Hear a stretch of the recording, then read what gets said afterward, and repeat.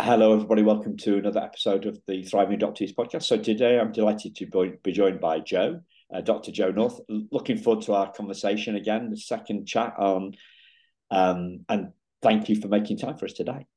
Oh, it's lovely to talk to you again, Simon. I've been listening to your podcast since the last one we did, and it's just great to hear all the conversations that you have about all the different ways that people experience adoption. Yeah. We've all got a different experience. Yeah. So this is real life, right? This is real life, listeners. We just had a little break there. So the conversations, the experience is different for all of us, and also our view of healing, right? Our definition of healing is different for all of us. So I'm fascinated by the variety of different ways that people see healing. So what does healing mean to you, Jo? Yeah, I think that you started the conversation off in that it means different things to different people. I don't think there has to be one particular set definition. But on since I'm in the business of trying to help people heal, what it means for me is to see people that they feel able to get on with their lives, that they feel they can manage themselves and their emotions, that they don't feel that they're collapsing under the weight of lots of rumination and intrusive thinking. And I mean, I don't think healing's necessarily about hitting the highs of happiness. I think that's probably a misconception. I think what is a great state is a sense of acceptance of our lives, just as they have come to us, a sense of acceptance of our story and an understanding that gives us peace of mind and gives us more hope to carry on in a very complex world anyway. Yeah, that will do for me. If I just love to see a client who's sort of saying to themselves, oh, I can just do this a tiny bit better this week, and I feel a bit stronger, and I tried something new, and I feel a bit more open to life and experience. I don't feel trapped in my head, and I don't feel so reactive, and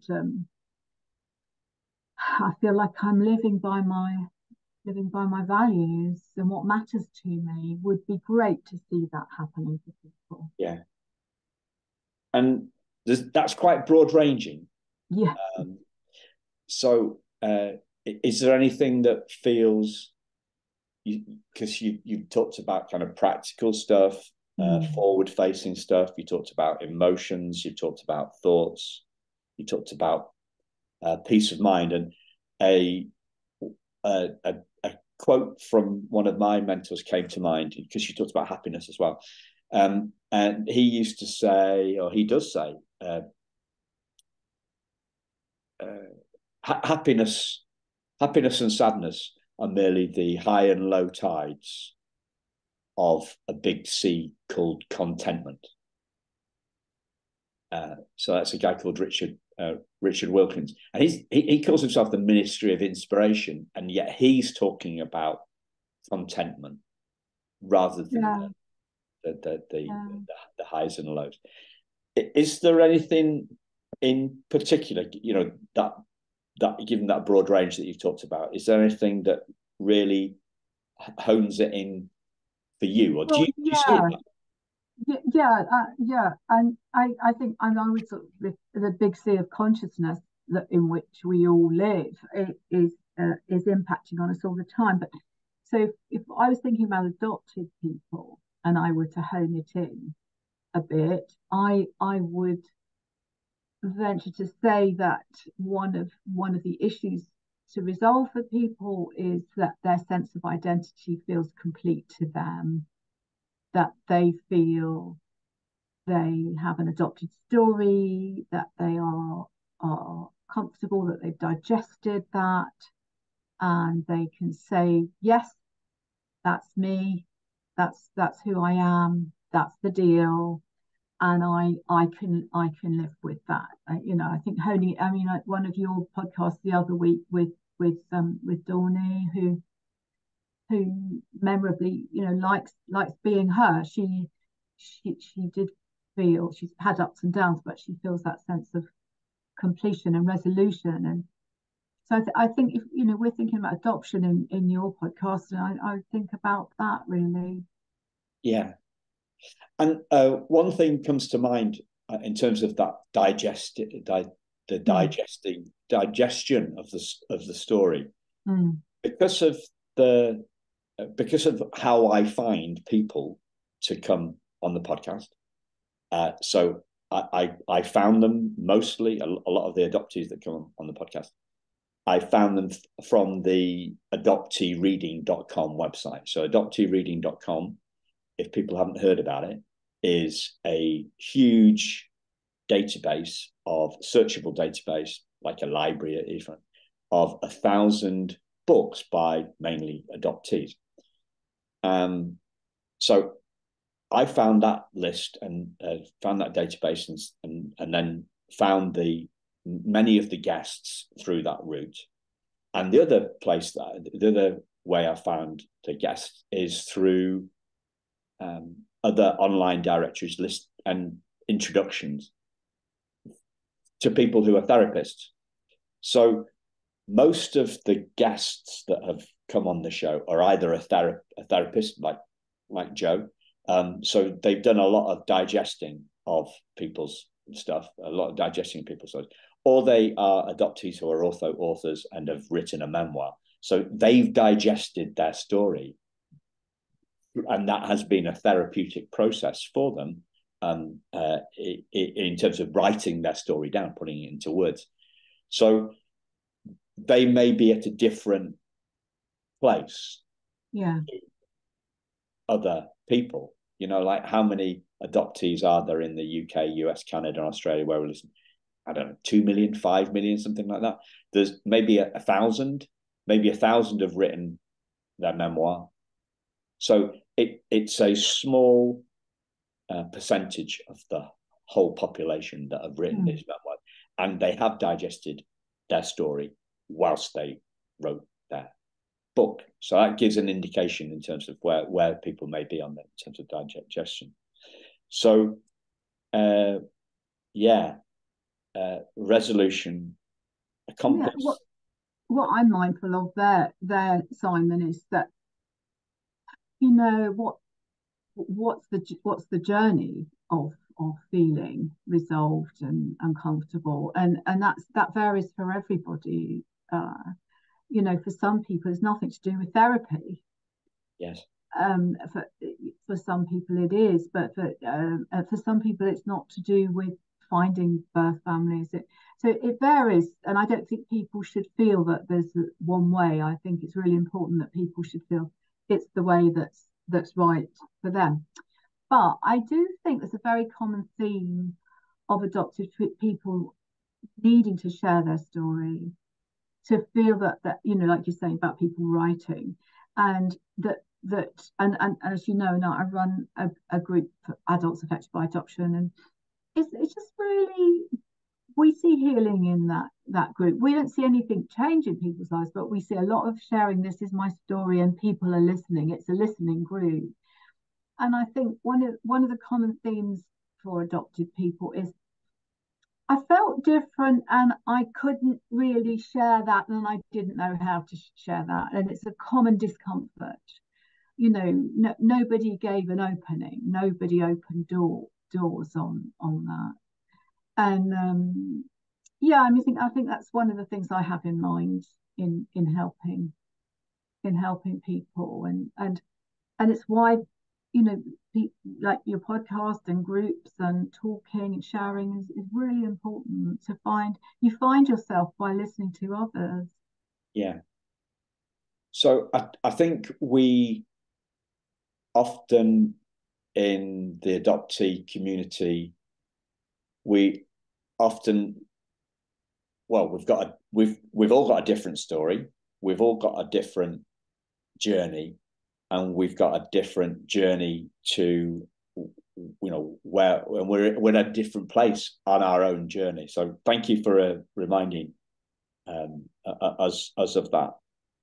And but I think that one of the things that we in society, we don't, if we look at healing, because there's obviously lots of different sorts of trauma, and it's one of those words that has been pretty overused, bandied around a lot these days, which kind of diminishes it, I think, in some cases. But when we talk about healing, we think about the strategy to heal, such as therapy, as you say, and that might not be a part of everybody's route.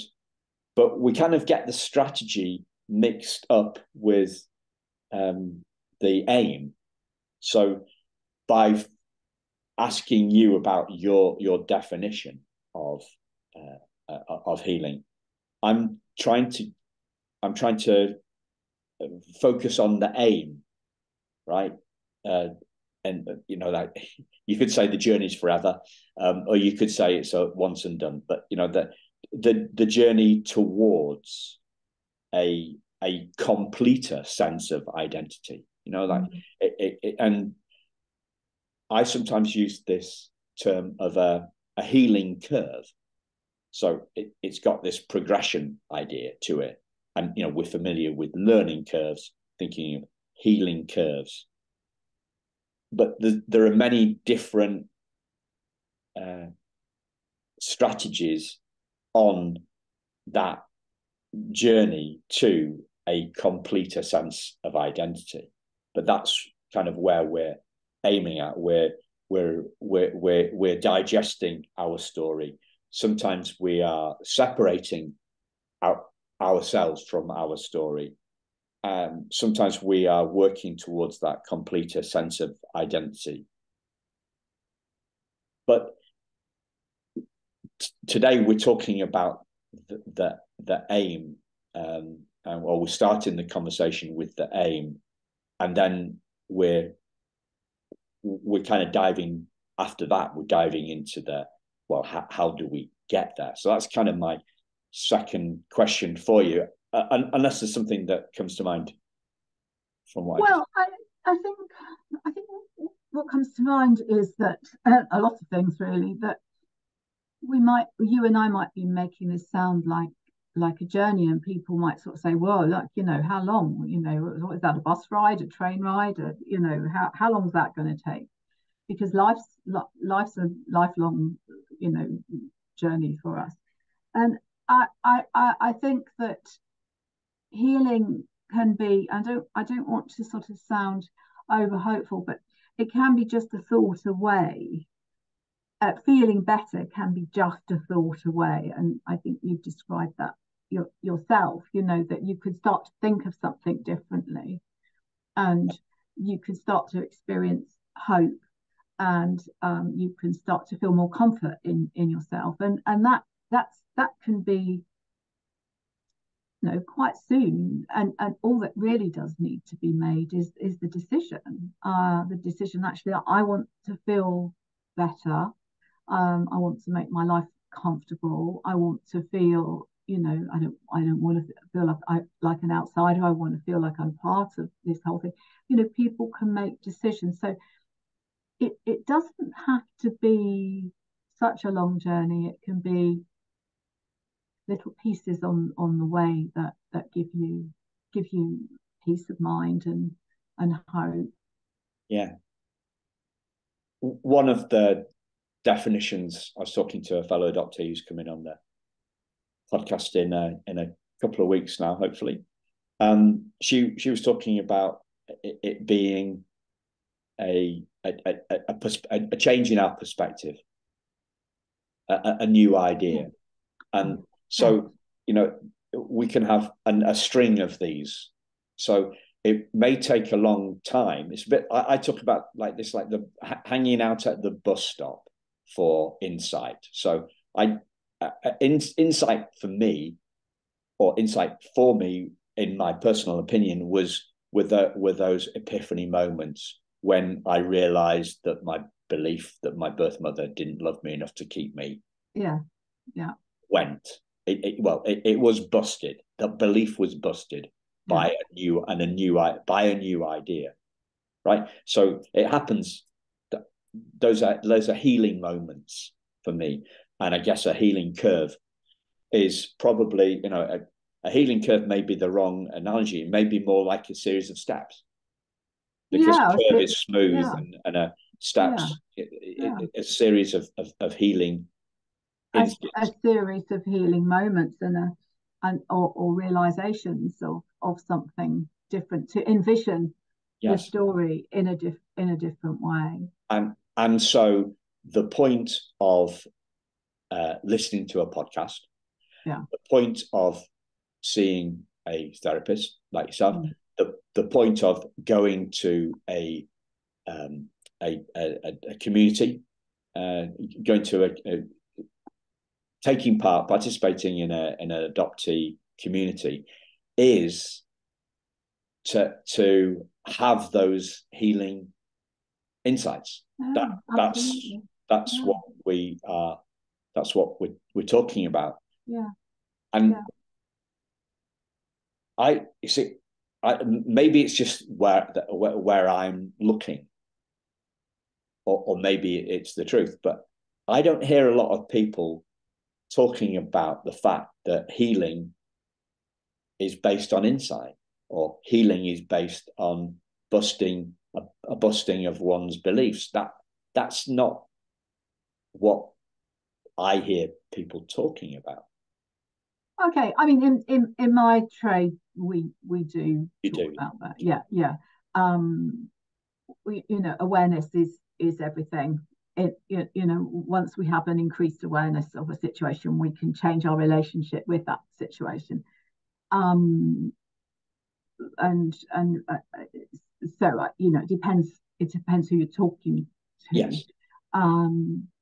But certainly, last time we spoke, you were speaking about adoption, and you were talking about being an outsider, the one of those general themes of, I don't think you're talking about you, but that general theme of feeling like you're an outsider. And I remembered it well, because I thought it was a really interesting thing to say. And you said that, well, people who aren't adopted have an outsider mentality as well. If I remember correctly, and forgive me if I don't. But anyway, that's what's in my mind at the moment. And I thought about that.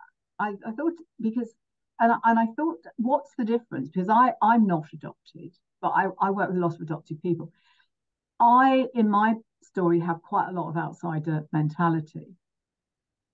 And that's quite helpful, because it does help me understand when adoptees feel like they're an outsider. But there's a difference. And I think the difference is the acute intensity that an adoptee feels in terms of outsider. As opposed to, for me, it's just a sort of perhaps an emotion or a fear. I think that for adopted people, that outsider is exaggerated and exacerbated so much by the fact that during their lives they may not have seen people who look like them, or have similar traits to them, or characteristics, or hair color, or whatever. And I think that that adds to this pain, if you like, the pain that people are trying to heal.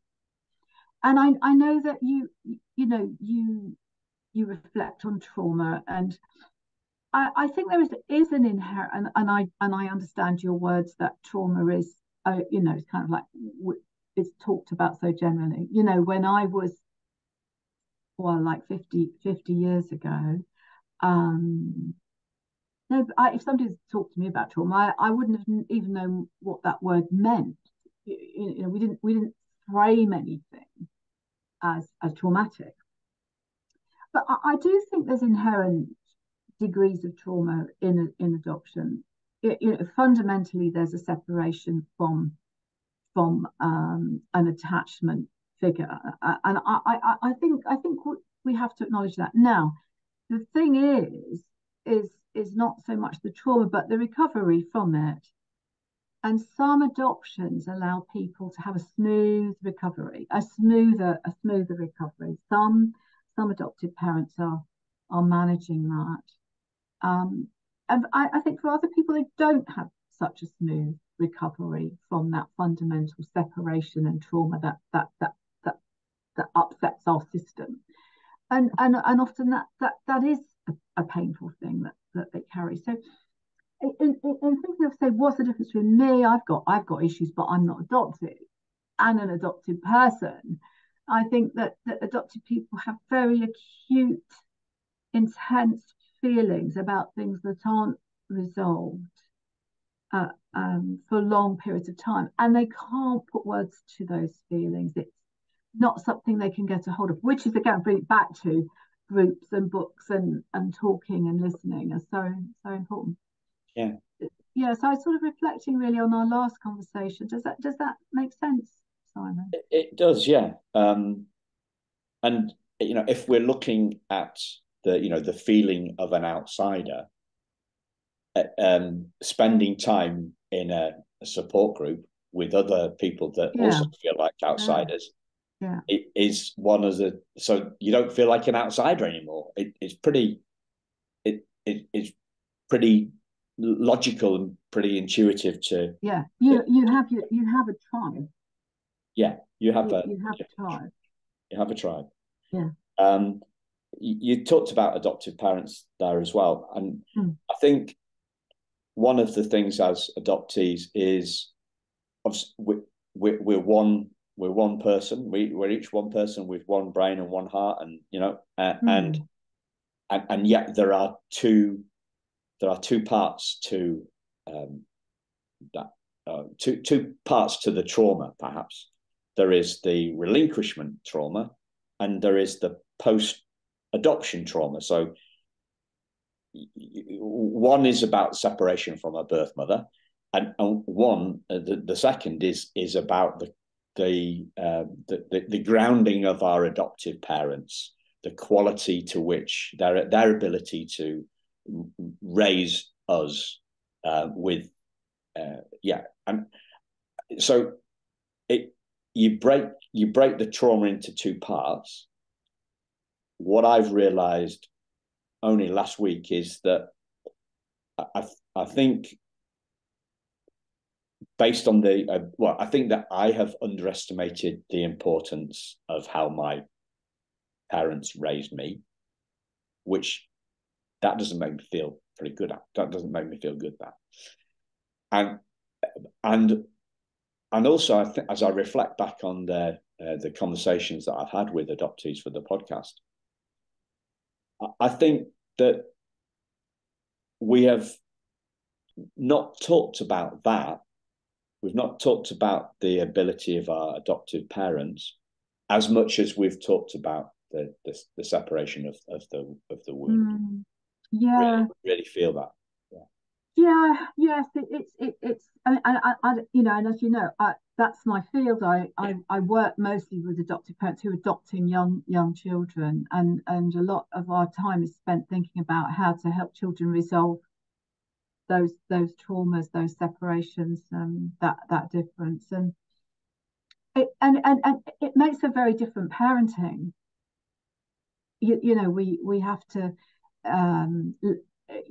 We have to help adoptive parents have superpowers, really, and so that they can have insight into this child who is theirs, and who they love, but who is also different. And it's that difference that makes up part of the identity that I really, really seek to help adoptive parents to identify. It causes hiccups when it doesn't. When adopted people don't feel seen in their entirety, that causes a hiccup. And one of the things coming clearer to me at the moment as well is that if we think the Primal Wound was published early 90s, wasn't it? I think 1993. And I think that sometimes, and she was the first person to draw attention to this, Nancy Berrier. I think that we can judge today's, we can judge yesterday's adoptions, last century's adoptions. I have a lot of people come on the podcast around my age, are in the 50s. So we can judge. We're judging a being raised by our parents in the 60s and 70s and 80s by a benchmark, against a theory that only came out in the 90s. And how can it can be unfair, I think. What theory were you thinking that came out in the 90s? Well, if the primal wound came out in the 90s, right, and then she was the first, to my knowledge, she was the first person to kind of really draw attention to this relinquishment trauma. So our parents, the professionals weren't aware of the stuff that was going on for adopters in the 60s or the 70s or the 80s. Yeah. Well, just to say that, Nancy very probably drew on John Bowlby's work on attachment. I'm sure her work was entirely unique, and a unique way of understanding that from an adopted person's perspective. But John, it's interesting what you're saying, because the work on attachment was being developed just after the Second World War, and was growing, and we were very aware of attachment and the impact of broken attachment. Not particularly, we didn't focus on adoption in the way that book did, but in the 60s and 70s, social services were aware of that seminal work of John Bowlby on attachment. So that was around. I just don't think we were taking any notice of it. We still did that thing of, oh, you're adopted. Wow, lucky you. You'll be having a good life. We didn't take any notice, and that was a mistake. But we're all learning, aren't we? We are, and it took a long time. It took them 2,000 years for the idea that the world is round to become the norm. Society changes very slowly. Yeah. Well, absolutely. I mean, I think it's very much part of the pain and the need for healing is that you would have been raised in that era of, I don't know how that was managed for you, but a lot of people I meet in your age range that they talk about adoption. It was like you've got your parents, that's all good. You don't need to know anything about that, and that is so far removed from theory and practice now. When we talk to little children about them being adopted, and we help them understand and find words to describe that from as soon as they can speak and understand. So I think this. So, but that doesn't mean that those children don't still have quite profound challenges. There's a different set of challenges. Yeah. So, yeah. So back to healing then. So yeah. What we've talking about digesting, having digested our story, talking about resolution. We're talking about having a completer sense of identity. So what helps us heal? What do you think helps us heal? What do you see helps us heal? Well, I think that, fundamentally we're talking about separation. And I think that as humans, we suffer from separation. So, as adopted people, we're suffering because of separation at birth. for confusing circumstances. And I think that if we can reduce the pain of separation by understanding and a sort of mindful insight into our own experience and making sense of our experience, that is what I would call healing. So reducing the sense that we're separate, outside of, different from, not part of the tribe, blah blah blah. We're reducing that field of discomfort. Wow, there's so many different places to go from that. So, I was thinking all sorts of different things on, as you were talking about, reducing the pain of separation. So the first thing I was thinking about is actually reducing the separation. So, reunification, reunion, right? Kind of, Simon. Kind of, yeah. But I'm just throwing them out there, right? Yeah. Reunion. But yeah. A lot of adoptees, we know that reunion, goes differently for each different person, and there's a strange analogy comes to my mind on that. Like it's that. So all the science in the world points to the fact that rich people aren't any happier, right? But we still keep on buying the lottery tickets, right? Because it needs to. So what did the guy say? Jim Carrey says, "I wish everybody could be rich and famous and realize that it's not what it's all cracked up to be." Right? We have to have this experience for ourselves. So, despite the fact that we know that reunion doesn't always, is different for every person and doesn't always work out. Some of us may be in that place where we still believe that that's what's going to complete us. And despite all the proof, like the proof about money, and then you got other people saying, you've got other people saying, I know I've been rich and I know poor, and I've been rich and I've been poor, and I know which one I prefer. Get into that sort of thing. So I've been alone, and I've been in community, and I know what feels better. So reducing separation, reducing the pain of separation, may be about reunion. Reducing the pain of separation, is about reducing of the pain. So it's looking at the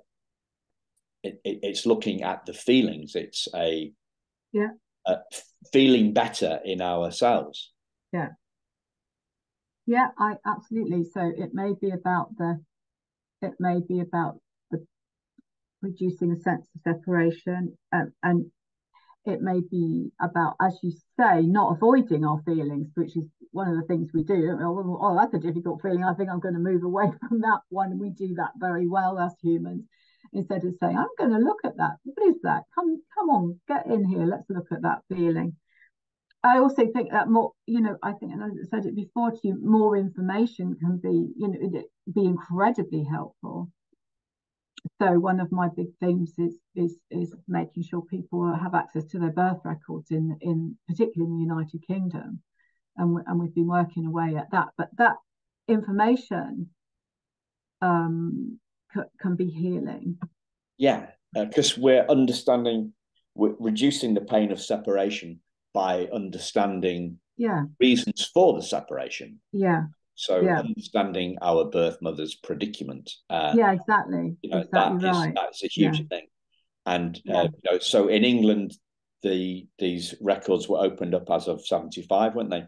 Some states in the States are still closed. I think the majority of states in the States. I mean, absolutely. And at the moment, we've been working on a project to make sure people can access records easily, because there are a lot of stories about it being, it might be open, they might have the rights, but they can't actually get the piece of paper in, the papers in their hand. It's quite hard work to do.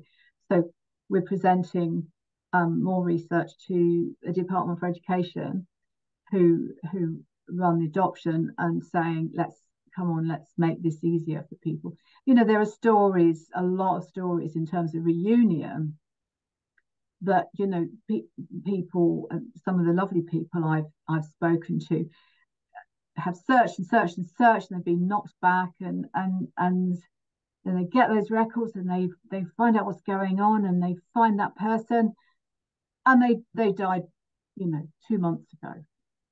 Had we been quicker with the paperwork, they would have met. So the system, the political and social system in which we operate in the UK anyway, really needs to be better. It's one of my pieces. For sure. Yeah. And I think going back to that other thing that you mentioned, in terms of this insight thing, or seeing things different, or feeling different, that's what we're talking about in terms of reducing the pain of separation. So it's a different perspective on our separation. It's a shift in our feeling about having been relinquished, being placed, right? It's also in that, it's in that, so we had a few birth mothers on the show, and the vocabulary is quite key here. So you talked about placing a child rather than relinquishing a child, and I've been, all my language so far in the last half an hour or so, a little bit more than that, has been on the negative side. I talk about relinquishment rather than placement. So it goes to what we've been talking about. But what do you think? What do you think hinders our healing? Because this is the key one that I don't think this key thing that isn't talked about a lot. Well, it's a great question, isn't it? I think that lack of access to information hinders our healing. I think that lack of access to expertise hinders our healing. And by the way, that's going to be changing next year. Formally, in the UK, it was the case that you had to have an Ofsted registered psychotherapist in order to work with adoptive people, and that's actually going to be changed next year. So because it's recognised as being a barrier to people getting the therapy that they want and need. I think that everything we do is in a context. We're not, as I said to you before, we don't live in vacuums. Do the people around us want to support our progress and our healing, or do they want us to stay the same? We need people to encourage us and cheer us on and coach us forward, and to define what outcomes we want. Because healing, as we're saying quite clearly, healing for one person might look like reunion. For another person, it might look like getting hold of some records. For another person, it might not be any of those things. It just might be, I just want to give that some time, and it might be resolution of trauma that hasn't settled and hasn't healed. So I think basically what gets in the way is lack of resource, lack of finance for people. I think that obviously in the last 20 years there's this sort of amazing huge leap forward for humanity in the internet. Or is it 25 years? That's accelerated information so rapidly. So that can be very helpful.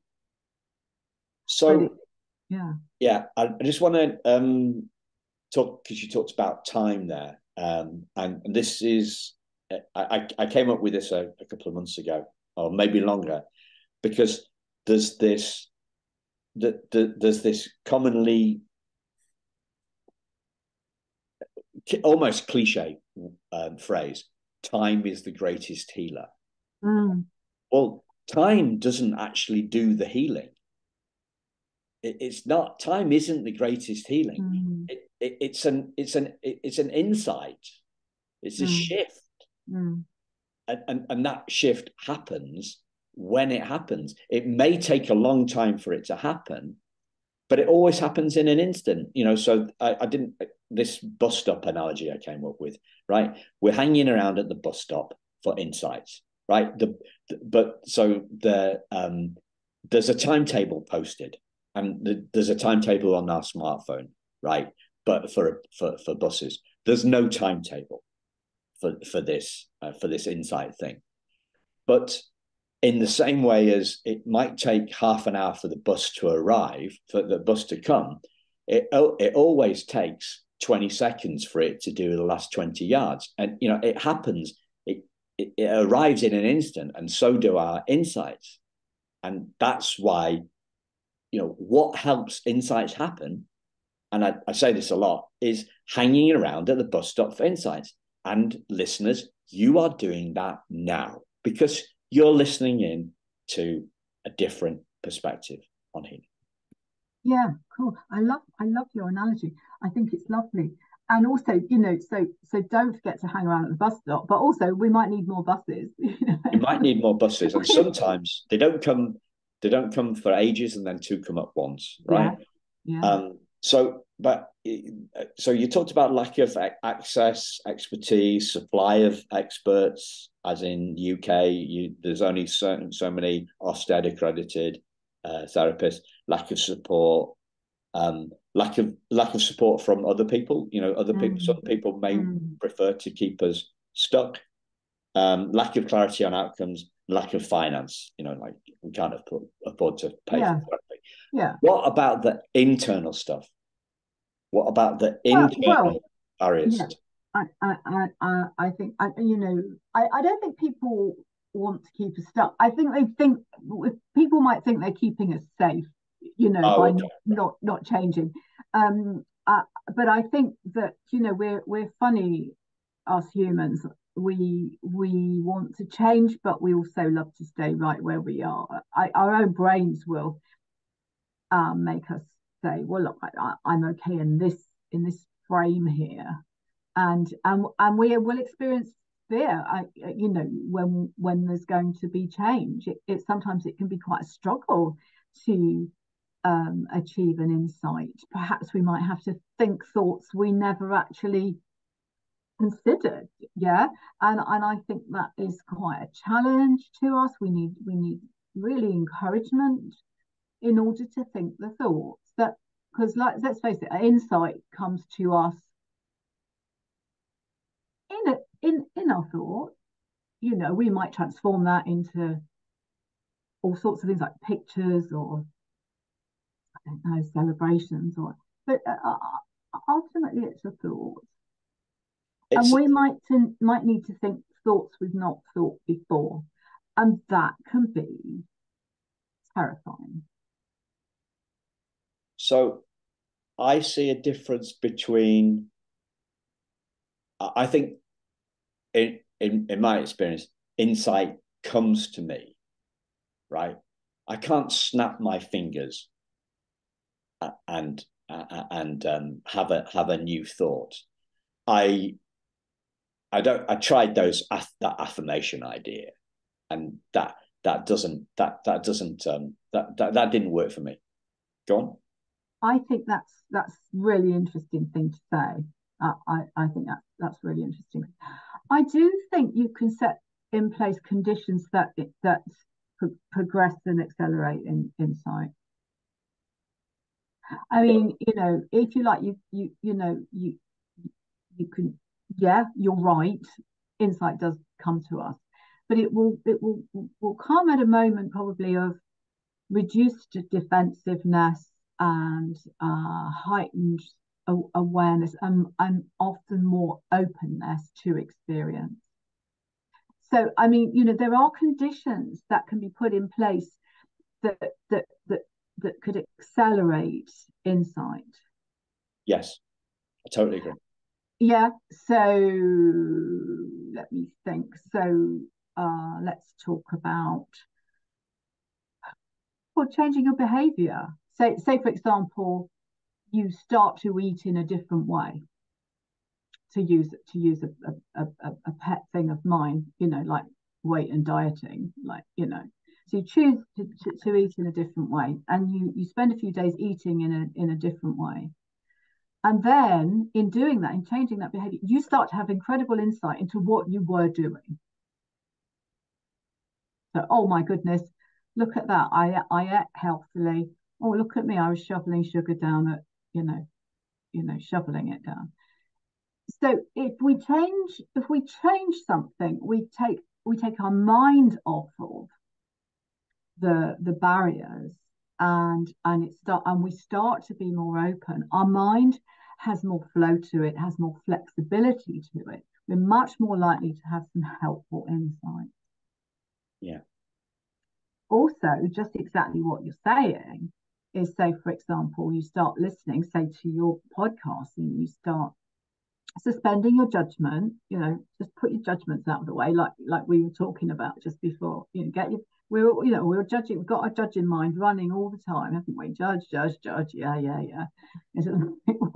If you try to suspend that and let another aspect of your brain come through, your emotional brain, your memories, your all of these aspects of us, you're going to get some insight.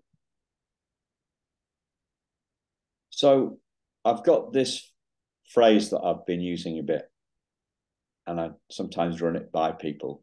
I'm going to run it by you. So to me,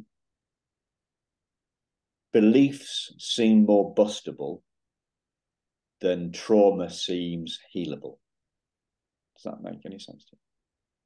Oh, that's a really interesting. Where did you get that from? What did you make that up? I made that up. I made that up. So the central belief. I think that's a really interesting thing, and I might want to think about that very carefully, but I think that I think there are different aspects of ourselves. The cognitive beliefs are in our cognitive mind, and they're rolling all the time, and we can change our beliefs. You're right. They're bustable. You're right. Trauma lives in a deeper part of the brain and in the body, and it is designed to be most careful in the way that it frees itself. Trauma is there effectively when we traumatize, we're protecting ourselves from any future harm. We shut down a bit and we say, like, I'm not having that happen again, therefore my brain's staying like this and I'm protecting myself. And so you could think of it like a child that needs a lot of nurturing in order to be willing to walk with you. Trauma. And so I think there's truth in what you're saying, but I also think that we can align ourselves so that with trauma work, that we can feel comfortable with our trauma and comfortable with changing our thoughts too. Yeah, it's more a sort of, there's quite a lot of psychoeducation in your premise there. There's quite a long story of understanding how we work, but it's a great statement. I mean, we could spend a day on that. So I that's why I'm quite open about it on the podcast, and before we started recording today. So I'm doing the body work on the basis of everybody telling me that it's pre-verbal. So and obviously beliefs are made of words and verbal that I believe in. It's a thing that involves a lot of brain power and thought and so they're more easily busted, as in seen through, or influenced, or influenced, yeah. So that's why beliefs seem more bustable, and one of the that I think for me, my journey has been more about, I don't know, I've had those, I've had some of those healing moments. I'm hopeful for more healing moments, and I believe that those healing moments will come through looking through the pre-verbal trauma through body work, and that's why I'm doing it like I'm doing it now. Yeah, yeah.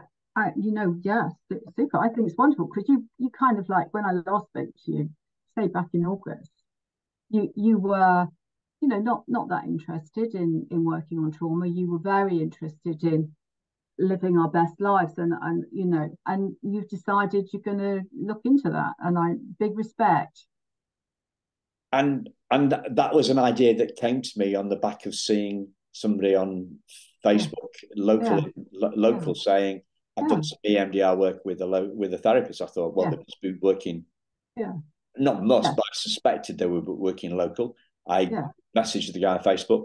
You've talked a lot about your therapist. Can you give me a name and I'll give him a chat? So that it was something that came to me. Do you know what I mean? It's not it was something you have an open mind, and you were willing to explore that, and which is what is affecting a change. And I'm getting, and the reason I'm sharing that is because I think the biggest thing that has hindrance to my healing has been when I've had a closed mind. Yeah, exactly. Yeah. One of the greatest people that influenced our psychological work was Carl Rogers, and what he advocated was openness to experience as being, and in fact, it's part of modern psychology and counselling and psychotherapy. If we can be open to experience and be curious, you're curious about it, and that is really instead of saying no, you would just said, oh, well, you were open to that, which is very much part of a healing process, but also, I would suggest, a successful life. And by the way, all adoption trauma is not. Some adoption trauma is pre-verbal, not all of it. Some of it is quite accessible memories for people. Just saying, some of it is.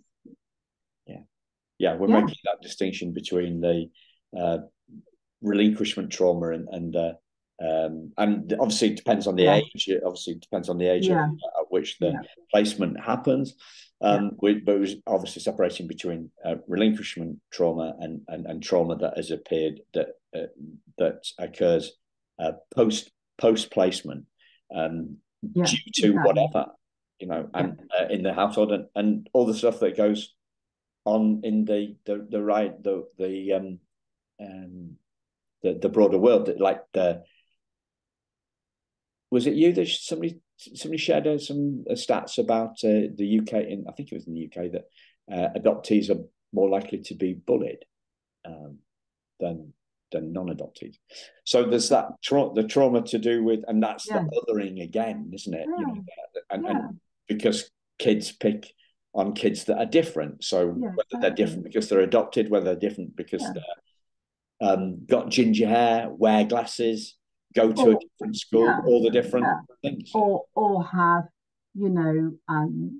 gay parents, or have a dual heritage, and why is your mum white and you're black, and all of those things. I mean, I know Dawny has a lot big story with that, but that I didn't use those statistics, but it's perfectly possible. I think that adopted children have quite difficult times in schools, and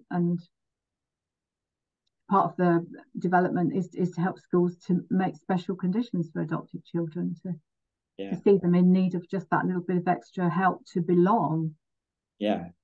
And the challenge that represents to the school, because if we say 1 or 2% of kids are adopted, the school is set up for the majority. And the bureaucracies, you talked about lack of access to original birth certificates and adoption files. Bureaucracies are not set up to change, and they're not set up for the minorities. And whether that bureaucracy is a Department of Education or part of the Department for Education, the school, then they're not set up. They're set up for a cookie cutter approach, aren't they? They're set up for to serve the majority, not the minority. And we come along as a tiny, in the UK, tiny minority. It's like 3,000 kids adopted last year. There's probably 600,000 kids roughly each year are born. So you're talking about 1/3% there. Yeah. And the head teacher, you talked about lack of resources. The head teacher, they're dealing with everything from gender, attitude, gender neutrality strategiges, all this sort of stuff.